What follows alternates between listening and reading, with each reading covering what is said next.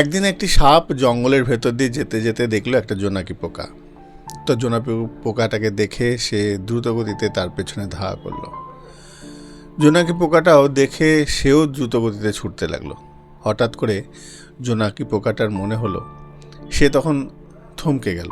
থমকে গিয়ে সাপটাকে জিজ্ঞাসা করলো, সাপ ভাই, আচ্ছা আমার 3টে প্রশ্ন আছে, তোমাকে জিজ্ঞাসা করব? সাপটা বললো, হ্যাঁ জিজ্ঞাসা করো। আচ্ছা সাপ ভাই, তুমি যে আমাকে তাড়া করেছো, তো আমি কি তোমার খাদ্য তালিকার মধ্যে পড়ি? সাপটা বলল, না তো। দ্বিতীয় প্রশ্ন বললো, আচ্ছা তাহলে আমি কি তোমার কোনো ক্ষতি করেছি?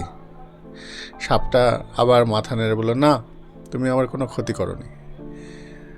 তখন জোনাকি পোকাটা জিজ্ঞাসা করলো, আচ্ছা তাহলে তুমি আমার পেছনে ধাওয়া করছো কেন?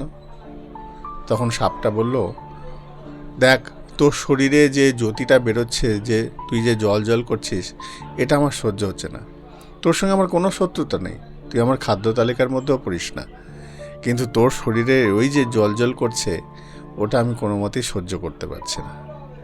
এই জন্যই তোকে আমি তাড়া করেছি, তোকে মারার উদ্দেশ্য নিয়ে। বর্তমানে ঠিক আমাদের সমাজও এই রকম রয়েছে।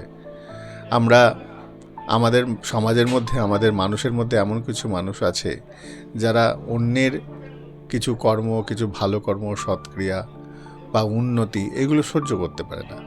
এবং সহ্য করতে না পেরে শুধুমাত্র তার ওই কারণ, তার সঙ্গে কোনো শত্রুতা নেই, তার কোনো রকম বাদ বিবাদ নেই, কিন্তু তবুও তার অনিষ্ট করতে চায়।